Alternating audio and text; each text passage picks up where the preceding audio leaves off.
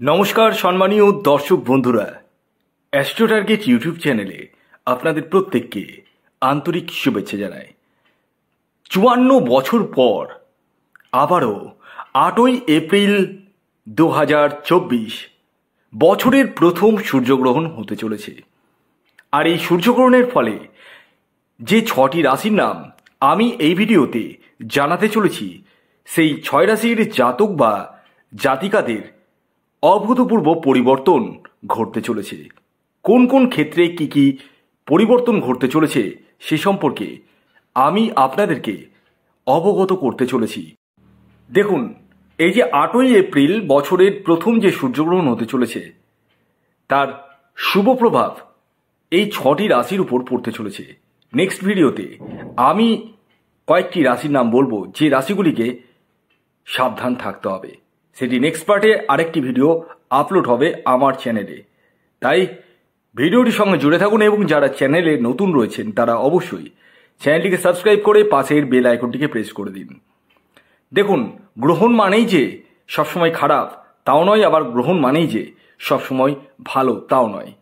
তবে এই যে ৮ই এপ্রিল যে সূর্যগ্রহণটি হতে চলেছে, সেটি একটি উপছায়া সূর্যগ্রহণ, অর্থাৎ আমাদের ভারতবর্ষ থেকে কিন্তু দৃশ্যমান হবে না।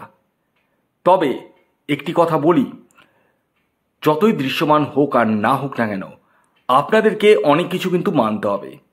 কোন সময় শুরু হচ্ছে, কোন সময় শেষ হচ্ছে, সে সম্পর্কে আমি তো অবশ্যই বলবো। কি কি মানতে হবে সেটি আগে জেনে নিন। প্রথমত, যারা গর্ভবতী মহিলারা রয়েছেন তারা নাভিতে তুলসী পাতা এবং একটুখানি গঙ্গা জল দিয়ে রাখুন। এবং যে সময় গ্রহণটি চলবে সে সময় কিন্তু ঘুমানো যাবে না, ছুরি কাঁচির ব্যবহার করা যাবে না, কাউকে টাকা দেওয়া যাবে না, কোনো মূল্যবান দ্রব্য ক্রয় করা যাবে না। এছাড়াও যারা শিশুরা রয়েছেন তাদেরকে একটু আগলে রাখবেন, জানলায় পর্দা দিয়ে রাখবেন এবং সবচেয়ে বড় কথা, এই সময় কোনো খাদ্য খাবার গ্রহণ করা যাবে না। এই জিনিসগুলো আপনাদেরকে মেনটেন করতে হবে। এছাড়াও এই সূর্যগ্রহণ চলাকালীন কোনো ঠাকুর দেবতার স্থানে যাওয়া যাবে না বা বাড়িতে পুজো করা যাবে না। এই যে ৮ই এপ্রিল সূর্যগ্রহণটি হতে চলেছে, কখন হতে চলেছে, কখন শেষ হবে, আসুন সে বিষয়ে আগে আমি আপনাদেরকে জানিয়ে দিই। তারপর ৬টি রাশির নাম বলবো, যে রাশিগুলি মহা কোটিপতি হতে চলেছে এই সূর্যগ্রহণের ফলে। তো ৮ই এপ্রিল যে বছরের প্রথম ৫৪ বছর পর যে সূর্যগ্রহণটি হতে চলেছে, তার সময়টি আসুন জেনে নেওয়া যাক। দেখুন, এই গ্রহণটি মীন রাশিতে রেবতী নক্ষত্রে হতে চলেছে। রাত্রি ৯টা ৮ মিনিট ১৭ সেকেন্ড থেকে ১টা ২৫ মিনিট ৫৬ সেকেন্ড পর্যন্ত এই গ্রহণটি চলবে। যদিও বা এটি কোনো সূতককাল নেই, কারণ এটি কোনো দৃশ্যমান গ্রহণ নয়, তবুও আপনাদেরকে যে কথাগুলো বললাম সেই কথাগুলো কিন্তু আপনাদেরকে অবিলম্বে মানতেই হবে। এই গ্রহণ চলাকালীন আপনারা গায়ত্রী মন্ত্র উচ্চারণ করুন বা ওম নমঃ শিবায় এই মন্ত্রটি উচ্চারণ করুন। তাতে গ্রহণের যে ক্ষতিকারক প্রভাব আপনার উপর বা আপনার গৃহের উপর সেরকম পরিমাণে পড়বে না। প্রথম যে রাশির নাম বলবো, যে রাশি এই ৫৪ বছর পর বছরের প্রথম সূর্যগ্রহণে যথেষ্ট পরিমাণে লাভ পেতে চলেছে, অর্থাৎ কোটি টাকা মুখ দেখতে চলেছে, সেটি মিথুন রাশি। মিথুন রাশির জাতক বা জাতিকা হলে তাহলে আপনারা ট্রেডিং থেকে, শেয়ার মার্কেট থেকে, কাজের জায়গায়, সমস্ত জায়গা থেকে অর্থ কিন্তু পেতে চলেছেন। ভাগ্যের সাপোর্ট আপনাদের আসতে চলেছে এবং এই মিথুন রাশির জাতক ও জাতিকাদের না হওয়া, আটকে যাওয়া কাজ কিন্তু হয়ে যাওয়ার সম্ভাবনা চরম থেকে চরমতর রয়েছে।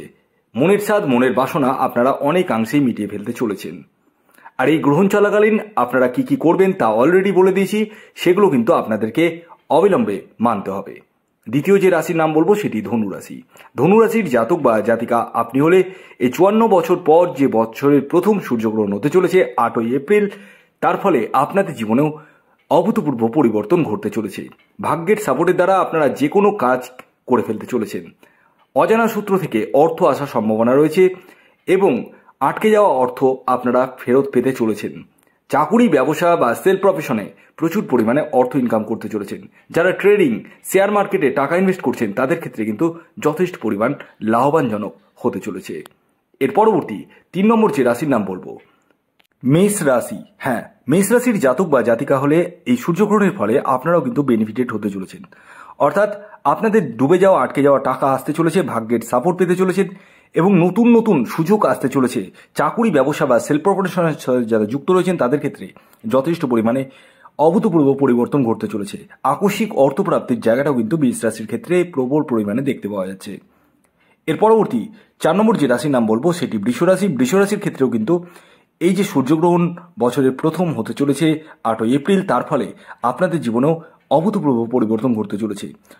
টাকার বন্যা কিন্তু বইতে চলেছে আপনাদের জীবনে। ভাগ্যের সাপোর্টের দ্বারা আপনারা যে কোনো কাজ কিন্তু করে ফেলতে চলেছেন।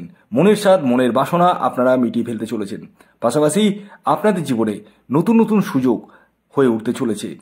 এর পরবর্তী 5 নম্বর যে রাশির নাম বলবো, যে রাশি এই 54 বছর পর বছরের প্রথম সূর্যগ্রহণে বেনিফিটেড হতে চলেছে, সেটি হচ্ছে কর্কট রাশি।